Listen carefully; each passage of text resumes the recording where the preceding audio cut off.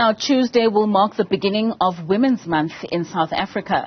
The country observes August as a tribute to the gallant more than 20,000 who marched to the Union buildings on the 9th of August in 1956, protesting against the extension of past laws to non-white women. But to help us unpack the pertinent challenges facing South African women in 2023, we are now joined by a gender-based violence activist, Brenda Madumise. Ms. Madumise, thank you so much for joining us this evening. Now, GBV is a plight that many South Africans battle with on a daily basis and on an ongoing basis. And we know that the National Action Plan for GVB includes, among other things, support for victims and families, prevention, responsive justice. Do you believe we are edging anywhere close to finding some of the solutions when it comes to GBV? Hi, good morning, Katleho. Based on your question, I don't think we are. And I'll tell you why. The reason why we are not is because we are refusing to deal with the structural drivers of gender inequality, discrimination, and gender-based violence. What are the key drivers of discrimination of women in totality and its entirety?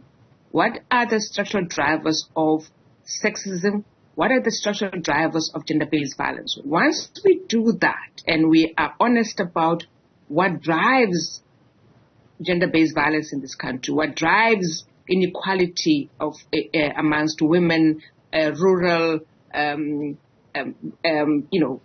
working class and all of that, then we'll be able to start to have an honest conversation on our interventions and responses. At the moment, we're paying lip service, and in fact, we're just trying to be on the right side of history and thinking that by having many women occupying positions, we think we have done a lot, when we are refusing to deal with the structures of what drives all of these things, even why it has taken us this long to have the many women occupying the spaces that we want them to occupy. And what would you define those structural drivers as?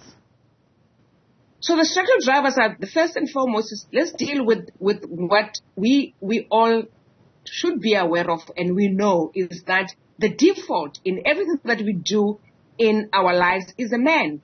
So when we design things, when we think of making decisions, when we think of introducing new things, the person we have in mind is a male figure, not a woman. So that's the first thing. The second thing is that they patriarch, which is a system which encapsulate what I've just spoken about, is that it's a system that is designed to subjugate women and make women to be second-class citizens in everything that they do. Women had to and continue to fight for their existence in the world.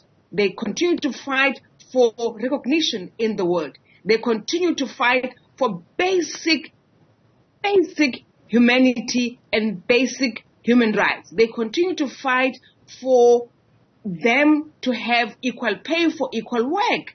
So if we refuse to deal with all of that and accept that the default in everything that we do is male, then we're not going to be decisive and be interventionist in the proper way. So unless we deal with the system that has been in existence for over 100 years, that has told us that women are second-class citizens and we must make decisions on their behalf. We must decide on how they can use their bodies, and we will tell them whether they should have children or not, on when they should get married, and whether they should have one or two husbands, on whether they should be the one taking care of children. That's the issue that we're talking about, because men make decisions on behalf of women, and women are being told on what should happen with their lives, with their bodies, with how they project themselves in society. And that's the issue that we deal with. Unless we accept that and understand that in enforcing ways that tell women on how to behave or to conduct themselves, that leads to violence, because once a woman decides that I can speak for myself, then the response is not that of engaging, the response is that of violence.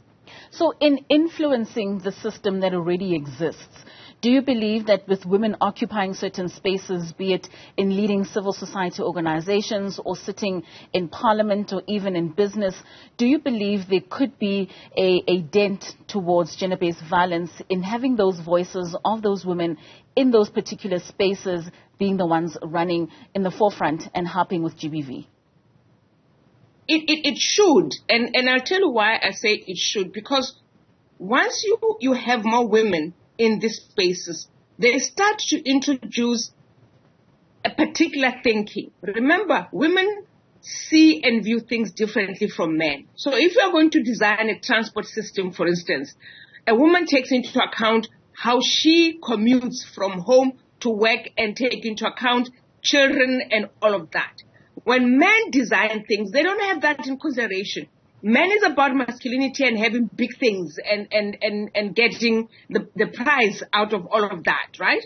So for women, when we plan, when we design, when we make decisions, we're taking everybody else into account, whereas men don't think like that. So it's important to have as many women and also to have many men to think differently, because when you have women in these organizations, in these positions, they start to have these conversations. Men start to think differently, and they start to be forced to think differently and apply solutions and interventions that address the problem that we are trying to solve. And Brenda, what would you say is the economic impact of GBV in South Africa? It's massive. The study that was done by KPMG many years ago spoke about close to $1 billion. And that's a fact, because if you have so many women who are affected by gender-based violence and are kept away from being productive, the economy suffers, right? Because then they spend more time at home. They then spend more time getting medical attention. They get a psychological and mental health attention. So the economy suffers, and even their own economic activity suffers, because they spend most of their time trying to address the emotional issues, the financial abuse, the physical abuse, and mental abuse. So it's part of, it's costly to the economy, and it's something that we cannot afford to have, and that's why it's important for all of us to literally eradicate and deal with it decisively once and for all, because we can't continue to talk about the same things. And you'll see it with this Women's Month, how many gatherings are going to be talking about women empowerment, talking about GBV, but we're all refusing to deal with the most critical substantive issues around the default being the man, and dealing with a system that has systematically over the years, many years, subjugated women and discriminated against women and leads to violence against women. And as you mentioned, Women's Month is upon us. We're going to see a lot of rallies and a lot of gatherings where you say in some parts there's a lot of lip service. What do you believe are the low-hanging fruits in which we could be active in ensuring that we tackle GBV? So I think low-hanging fruits for me is us tackling what we term teenage pregnancy, which is not teenage pregnancy in total, right? Because you're going to find that in the many young girls who now are pregnant and have had children, is that most of them had sex at the age of 13, 14, and that's statutory rape.